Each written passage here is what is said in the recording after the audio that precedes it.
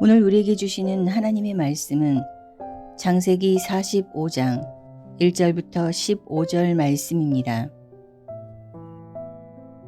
요셉이 시종하는 자들 앞에서 그 정을 억제하지 못하여 소리질러 모든 사람을 자기에게서 물러가라 하고 그 형제들에게 자기를 알리니 그때에 그와 함께한 다른 사람이 없었더라. 요셉이 큰 소리로 오니 애굽 사람에게 들리며 바로의 궁중에 들리더라. 요셉이 그 형들에게 이르되 나는 요셉이라. 내 아버지께서 아직 살아 계시니이까. 형들이 그 앞에서 놀라서 대답하지 못하더라. 요셉이 형들에게 이르되 내게로 가까이 오소서.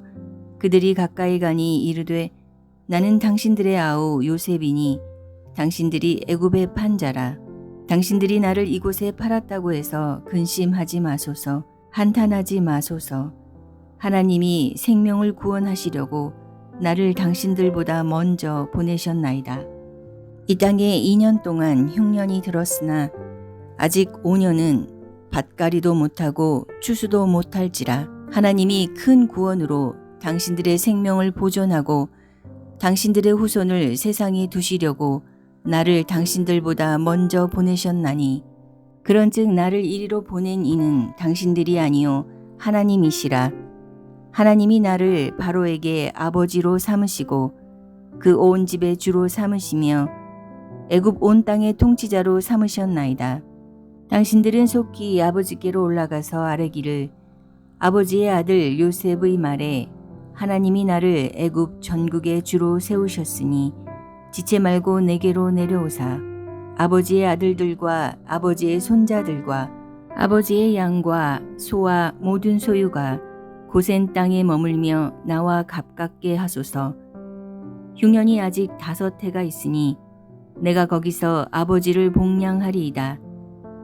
아버지와 아버지의 가족과 아버지께 속한 모든 사람에게 부족함이 없도록 하겠나이다 하더라고 전하소서. 당신들의 눈과 내 아우 베냐민의 눈이 보는 바 당신들에게 이 말을 하는 것은 내 입이라. 당신들은 내가 애굽에서 누리는 영화와 당신들이 본 모든 것을 다 내 아버지께 아뢰고 속히 모시고 내려오소서 하며 자기 아우 베냐민의 목을 안고 우니 베냐민도 요셉의 목을 안고 우니라. 요셉이 또 형들과 입맞추며 안고 우니 형들이 그제서야 요셉과 말하니라.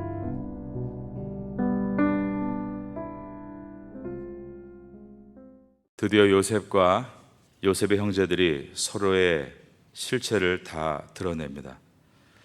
45장 1절을 보겠습니다. 요셉이 시종하는 자들 앞에서 그 정을 억제하지 못하여 소리질러 모든 사람을 자기에게서 물러가라 하고 그 형제들에게 자기를 알리니라고 되어 있습니다.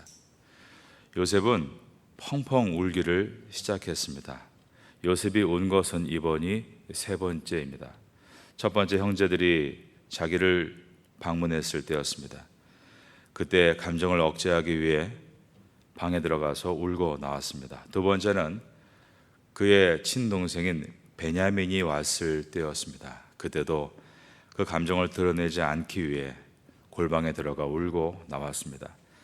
그러나 이제 요셉의 형제들이 자기가 기대한 만큼 그들이 회개하고 돌이키고 이제는 진실된 마음으로 나타나자 자신의 실체를 드러내고 형제들 앞에 울기 시작합니다. 이때의 울음은 마치 형제들의 11번째 동생처럼 형제들 앞에 서러움을 가지고 펑펑 울었습니다. 그 울음이 얼마나 컸던지 궁중에 다 들렸다라고 되어 있습니다. 45장 2절입니다.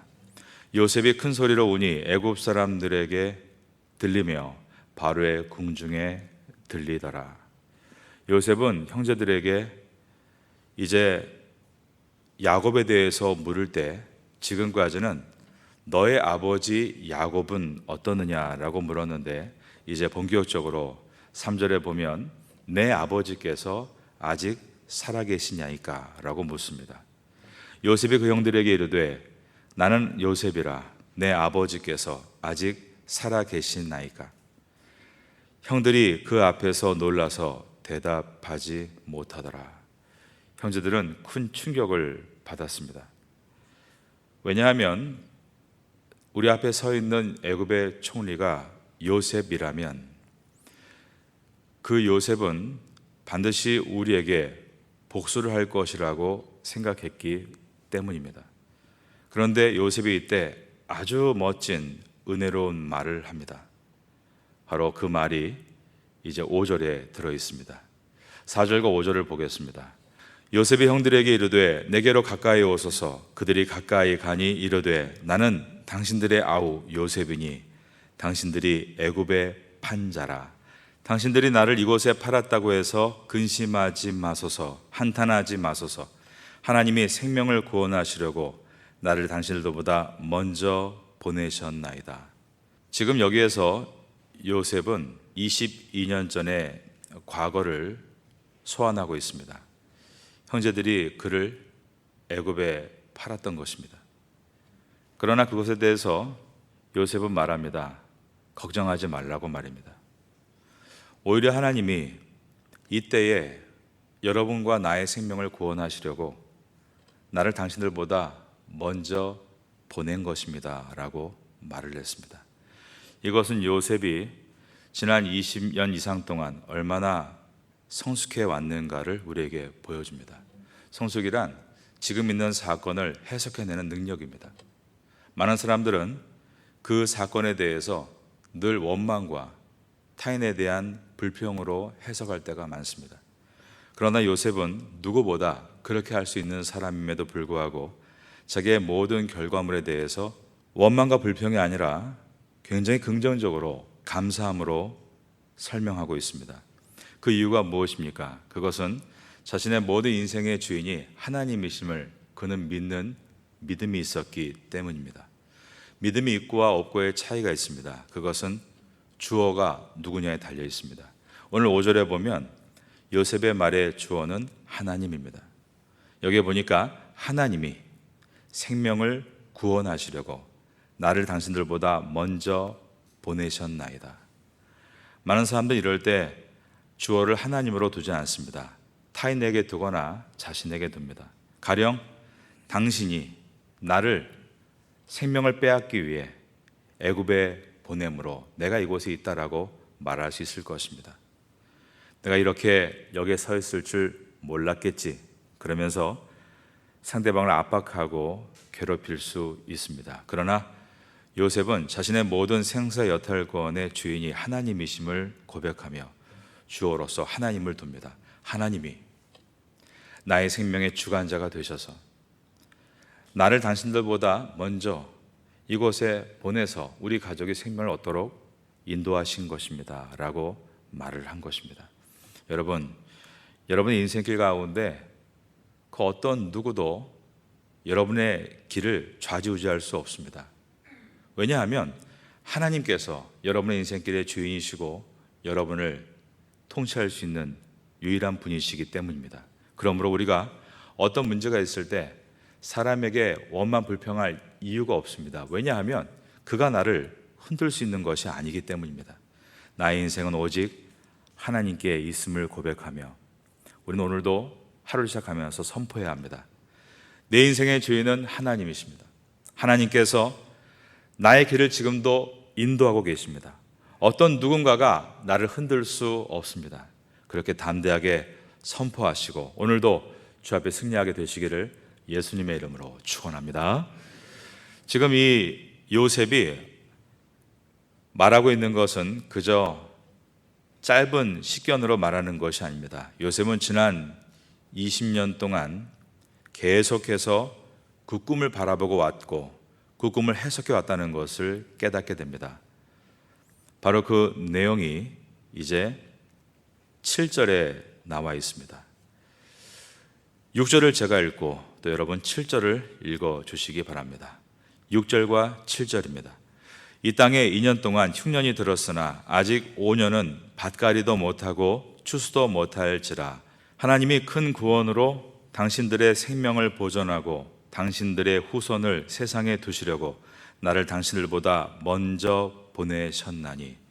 이것은 요셉이 이 가정의 장자라는 것을 분명하게 보여주고 있습니다. 여러분, 장자는 하나님의 비전을 품은 사람입니다. 그리고 그 비전을 품고 나서 계속해서 기도하는 가운데 해석해 나가는 사람입니다.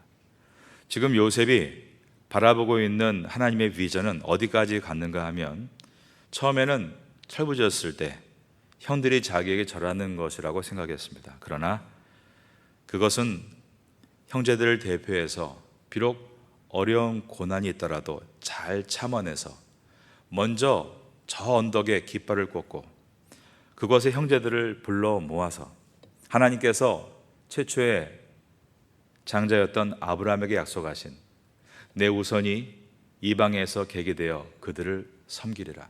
그들은 400년 만에 너의 나라로 돌아가게 될 것이다. 이 말씀과 같이 하나님께서 나를 그런 일에 사용하셔서 먼저 이 언덕에 세우셨고, 이제 형님들을 불러서 우리가 함께 12지파가 돼서 그 12지파 속에서 많은 후손들이 나타나 훗날에 우리가 들어갈 가나안 땅을 얻는 것, 바로 이것이 하나님이 나를 이곳에 보내신 목적입니다. 이처럼 요셉은 먼 그림을 보고 있었던 것입니다. 여러분들은 이 땅에 부름받은 하나님의 장자들입니다. 장자란 나이 순으로 되는 것이 아님을 창세기가 여러 번 강조했고, 장자란 그 가정에서 깨어서 기도하는 사람이라고 말씀하고 있습니다. 장자는 그 가정에서 중보자가 되고, 또한 하나님의 비전을, 저 멀리 있는 비전을 바라보는 사람으로서 이제 이 장자가 많은 고통과 어려움도 겪지만 결국 하나님의 영광을 나타낼 사람임을 우리가 요셉의 삶을 통해서 보게 됩니다. 여러분도 지금 어려움이 있을 때 그것을 해석할 수 있는 능력을 달라고 기도하십시오. 그럼 하나님은 분명히 여러분에게 그 어려움 가운데 오히려 더 큰 해안을 주시고 하나님의 꿈을 볼 수 있는 능력을 부어주실 것입니다. 요셉이 이렇게 형들에게 위로할 수 있었던 이유는 그가 진정한 영적인 장자로서 많은 고난과 어려움을 해석해내고 그 모든 것에서 이것이 사람에게 이루어지는 것이 아니라 하나님께서 역사하심을 믿었기에 이렇게 사람들을 위로할 수 있었습니다. 여러분도 지금 여러분이 가는 길이 어딘가를 하나님께 물으시고 그 고난의 끝에서 내가 어떻게 살 것인가를 미리 보십시오. 믿음은 앞의 것을 미리 보고 믿는 것이 믿음입니다. 그리고 나서 많은 사람에게 요셉과 같이 소망의 말을 해 주십시오. 우리 교회가 이런 은혜가 있을 것이다. 우리 가족이 이런 역사가 일어날 것이다. 우리의 모든 공동체 하나님께서 이러한 은혜로 충만케 부어주실 것이다. 바로 그 사람이 영적인 장자입니다. 사람에 대해서 늘 걱정하고 낙심하는 것이 아니라 하나님의 꿈을 가지고 늘 소망과 은혜를 선포할 수 있게 되기를 다시 한번 주님의 이름으로 축원합니다. 지금 이들이 있는 시간이 어느 때인가가 45장 6절에 나와 있습니다. 이 땅에 2년 동안 흉년이 들었다라고 되어 있습니다. 그리고 앞으로 5년 동안 밭갈이도 못할 것이라고 했습니다. 그러니까 요셉이 17세에 애굽의 노예로 끌려와서 그가 10년 동안 노예 생활을 하고 3년 동안 죄수 생활을 한 다음에 30살에 총리로 올라가서 7년 동안 풍년을 통해 잘 대비하고 이제 흉년이 시작한 다음에 2년이 지난 때였습니다. 2년 정도는 버틸 수 있었겠죠. 여러 나라들이 그런대로 버텼지만 앞으로 있을 5년의 흉년은 누구도 버티지 못할 것이다 라고 말하며 지금이 바로 우리 야곱이 가족과 함께 이곳으로 와야 할 때라고 말하고 있습니다. 요셉은 계속해서 이것을 준비해 왔습니다. 내가 이곳에 와 있는 것은, 이런 고난 가운데 애굽의 총리가 된 것은 물론 여러 나라들의 어려움을 구원하기 위해 양식을 나눠줄 자로 부름받은 것은 분명하지만 분명히 형제들이 나에게 절을 한 것을 볼 때 하나님께서 우리 가정에 대한 놀라운 계획이 있었다를 생각하고 그는 자신을 돌아보고 준비해 왔습니다. 그는 영적인 장자로서 하나님이 우리 가족을 통해서 일으킬 역사를 생각했습니다. 이것은 모든 장자들이 가지고 있었던 믿음입니다. 아브라함도, 이삭도, 야곱도 그들이 어디에서 무엇을 하든 하나님이 약속하신 그 약속을 붙들고 이 땅에서 나그네와 거류민과 같이 살다가 그들은 영원한 토성 주님의 나라를 바라봤던 것처럼 요셉도 그렇게 하나님의 나라를 바라보며 묵묵하게 일을 감당하고 있었습니다. 그는 자신의 역할이 이제 모든 가족을 아브라함 때 약속하신 것처럼 이 애굽 땅으로 불러서 이곳에서 12지파가 되고 큰 민족을 이루어서 고향으로 돌아갈 때까지 그들을 보호하는 일이 자신의 소명임을 깨달았습니다. 요셉은 자기가 해야 될 일이 무엇인가를 정확하게 알았다라는 것입니다. 여러분, 꿈만 갖고 사는 사람들은 꿈을 얘기할 때 경계가 없습니다. 그러니까 꿈을 듣는 사람들이 듣기 거북한 것입니다. 꿈이란 오래 이루어져야 될 경계가 있어야 되고 그 경계를 위해서 최선을 다해서 달려가는 것입니다. 그리고 나서 또 은혜 가운데 1월 1일부터 잠깐 쉬고 그 은혜에 감사하는 시간들을 갖고 또 2023년에 하나님께서 나에게 어떤 일을 주시는가를 계획하고 또 그 계획을 위해 달려가는 것입니다. 저는 개인적으로 11월 달이 2023년을 준비하는 기간입니다. 여기에 세워져야 될 현수막의 내용도 이미 받았습니다. 내년에 어떻게 해야 될지를 그리고 있는 시간이 2022년 11월입니다. 보통 저에겐 12월은 이제 1년을 마무리하는 때입니다. 선교를 마무리하고 교회 모든 또 목회를 마무리하는 때가 12월입니다. 그리고 나서 1월 1일부터 저는 좀 쉽니다. 얼마나 행복한지 모릅니다. 그런데 12월 31일까지는 긴장합니다. 왜냐하면 하나님의 일은 항상 처음도 중요하지만 끝은 더 많이 중요하기 때문입니다. 그래서 1년을 마칠 때는 특별히 흔들림이 없기를 늘 깨어서 12월 31일까지 은혜 가운데 일을 잘 마치고 1월 1일부터 또 잠깐 쉽니다. 그때의 쉼이란 그냥 쉬는 것이 아니라 정말 은혜의 도가니라고 말할 수 있습니다. 지난 1년을 돌아보며 가족과 얘기를 나누고 또 형제들에게 서로 간증을 하고 은혜를 받는 그런 시간입니다. 사람들은 비전을 갖지만 꿈을 갖지만 경계를 갖지 않습니다. 그러므로 말미암아 대부분 사람들이 1월 1일부터 뭔가를 한다고 하지만 점점 믿음을 잃어버리고 새벽에 나오지 않고 또 연말에는 세상의 파티와 잔치에 휩쓸려서 특별히 12월 25일부터 31일까지 거의 하나님과 가까이 있지 못하고 시간을 보내다가 또 새해를 맞이하며 후회를 시작할 때가 너무나 많습니다. 우리는 우리가 하고 있는 일들에 대해서 경계를 정할 수 있어야 됩니다. 11월 27일 날 우리 교회가 하고 있는 헌당 예배에 대해서 내가 할 경계를 정하시기 바랍니다. 그 일이 끝이 아닙니다. 그것은 나의 모든 비전 가운데 하나일 뿐입니다. 그 다음에 또 내가 해야 될 경계를 정하시기 바랍니다. 태국 땅에 있는 동안 내가 가야 될 마지막 언덕은 어디인가를 정하시기 바랍니다. 그것을 가지고 하나님께 기도하면 하나님께서 반드시 여러분에게 분명한 비전과 그 일을 할 수 있는 힘과 그 일을 할 수 있도록 또한 많은 환경들을 여러분에게 부어주실 것을 믿습니다. 올 한 해를 이제 마무리해가는 11월에 접어들어서 우리가 이 말씀을 받을 때 우리도 요셉과 같이 경계를 정하고 부지런히 달려가서 인격과 신앙의 성장을 이루고 그 결과 요셉이 많은 나라의 백성들과 특별히 자기의 형제들을 돕고 있는 것처럼 여러분도 그렇게 남을 넉넉히 도울 수 있는 그러한 요셉이 될 수 있기를 마지막으로 예수님의 이름으로 축원합니다.